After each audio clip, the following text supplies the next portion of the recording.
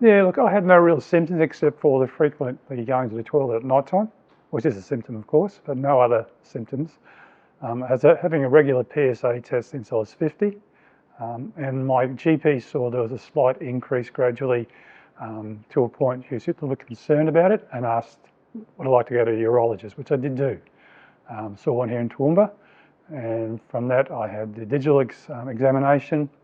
Fortunately, I have an MRI that afternoon, which confirmed a little bit of an abnormality, and then a biopsy, and then a PET scan, which diagnosed I had a Gleason score of 7, and a PSA sitting around 3.8, which wasn't significantly high, but he was concerned about it, and we spoke about my options, what I could do after that.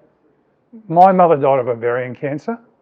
Her two sisters died of ovarian cancer. I put that down. They both worked at the peanut silos in Kingaroy in office, in those days back in the 40s and 50s. Concern of spraying and personal protection wasn't great.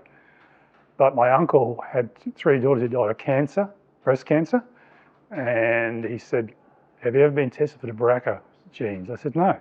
So I had that done 10 years ago. I've got 2 daughters. And that was a negative sign for that, which was great. So we couldn't pass it on to my daughters. But yeah, it's just a history of cancer on my mother's side. And so this is a regular testing. There's 2 options. Either you don't have treatment and you take the risk, and I decided to take the treatment, which has been fantastic. There are consequences for that, like incontinence, which you overcome with support. And of course, erectile dysfunction, which is something that may come back to you, but you know, there's other ways of being intimate, of course, as well. I think so. It's very important that the families are involved, help the men. My wife's been fantastic. I've got 2 daughters who've been fantastic, but I think it's a family that helps the person get through it.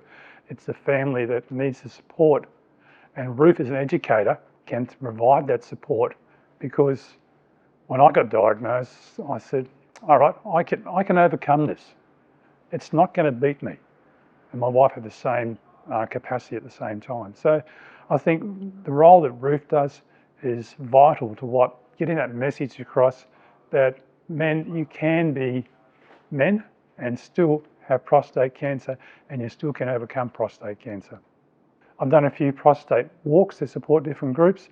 I've actually signed up for the Mental Health Week, which is not a problem because I'll be on a hike in Central Australia then on the Larapinta Trail, so I'll clock up 120 kilometres in that week. So look, it's just part of what I like to do, raise funds for them, for different organisations, because I've always had that I'm healthy enough, I can give back to people. And I saw you looking for volunteers, and I thought, well, I can help out as much as I possibly can. I've got free time, I'm retired, so I can help out and try and get the message across and just stand there and talk to blokes if I need to talk to blokes in an informal way. And they think they're tough, they think they're bulletproof. Unfortunately, they're not. Men predominantly don't like to go to the doctor. Unfortunately, blokes out there rarely, unless they break or lose something like a limb, will go to a doctor. So I think the message is, fellas, it doesn't take long. Get out there and get tested, and don't be afraid.